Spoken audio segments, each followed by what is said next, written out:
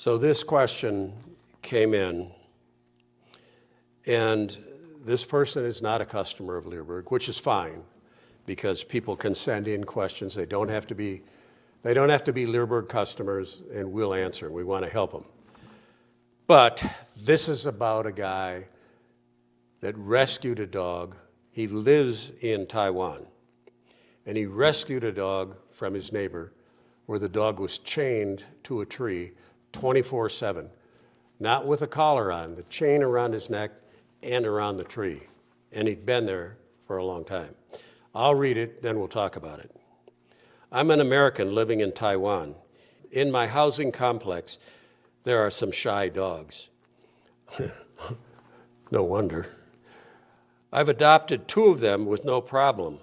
My neighbors have had a dog that they kept chained to a tree 24/7. The dog often had no food and no water. So I got in the habit of making sure that it had food and water. It never growled or bit me. Today, during the second day of a very bad typhoon, I noticed the dog outside, almost ankle deep in mud and water. I took him off the chain and brought him into my home. He's never been inside a home before. Later, the Chinese owner told me I could keep him because I know how to make the dog happy and I take care of him. And they shouldn't own a dog. And they couldn't. My new roommate and I went shopping for the dog. She took him out for a walk and gave him food and rubbed him. The owner told me I could keep the dog, but said that I should be careful because he bites. He has a lovely temperament, and I've never seen any indication of aggression in the year I've had him here. Later, that same evening, he was standing near his ball. She rubbed him on his head like she did earlier. She did not reach for the ball or make any sudden moves. She withdrew her hand to walk away, and a second before he did anything, and before I could register the behavior change, his tail stopped wagging, and he stiffened, and his eyes fixed, all in a fraction of a second at the same time that he lunged toward her. Notice what I said earlier in this course, where dogs always give off signals. This guy recognized the signals after the bite. The girl didn't even understand the signals at all. She didn't pick them up. I don't know this dog really well. I've never seen his owners walk him or pet him. They threw him leftover food and barely gave him water.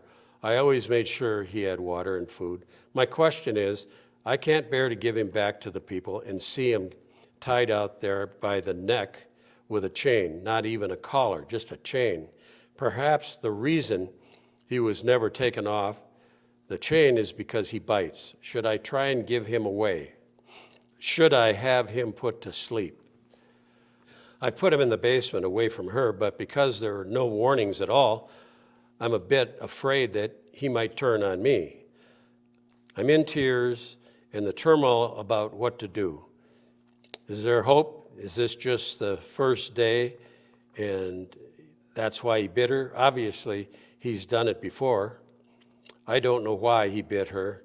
And the scary thing was, the short warning happened after she finished petting him and turned away so that she didn't even see it coming. Please give me some advice.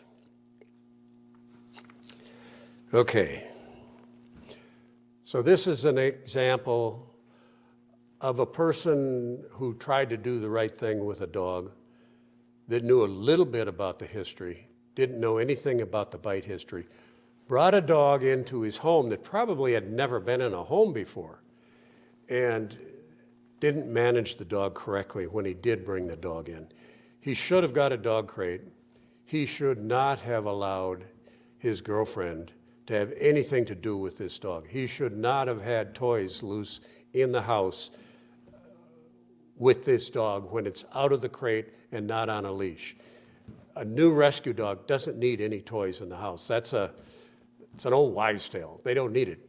They need you to spend some time training them, spending time walking them, exercising them, feeding them, letting them settle. Dogs go through a honeymoon period when they come from a rescue. It doesn't matter if they're chained to a tree next door, they still go through a honeymoon period when they come in their house. And that can be a couple weeks long. So when you bring them in, they need to settle down in the house, and it's okay if they're a little bit bored. They're learning to live with you. And the only time they come out of that crate is when they get on a leash. And you don't try and take toys away. You don't give them toys. You don't give them bones. You feed them. We feed our dogs twice a day. And you feed them in the dog crate. And you don't reach in there and take the bowl out. You bring them out of the crate and take them for a walk. And then somebody else, or you later, take the bowl out and take it away. So that's one thing that should have been done. Can this dog be reformed?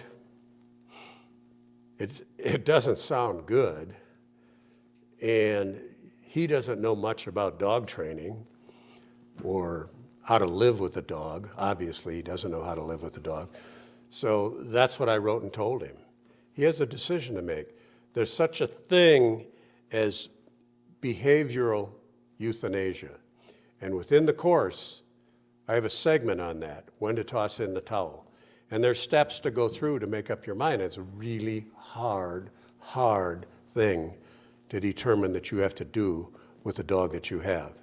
Making up your mind to put a dog down should not be taken lightly. This dog's bite history, it's a dangerous dog. And the dog should wear a muzzle all the time. So, and this woman shouldn't have any contact with the dog either. She shouldn't be petting him. She shouldn't be feeding him. She shouldn't be playing with balls with him. She shouldn't be doing anything.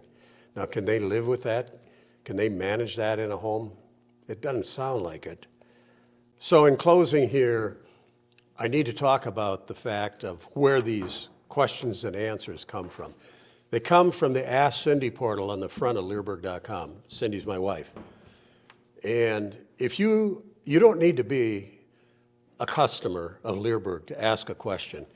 If you have a question on training, if you have a question on raising puppies, on healthcare, on breeding, feel free to log in. And you do need to put your email address, because the email is tied to the question that you have. And if Cindy comes back, or if you come back a week or a month or a year later, she can call up all of the questions and answers that you've written in on and review them. And it's just a better way for her to help. We don't sell mailing lists. We don't spam people with our mailing list. We do have two weekly newsletters that go out, but people can opt into those newsletters. If they want to opt out, they're off the list and they don't get a newsletter. They also don't learn about when we have good sales on our online courses either, or on the equipment that we sell. So, if you have a question, ask Cindy. She answers them usually the day after people write them in, unless she's not feeling good or unless she's traveling.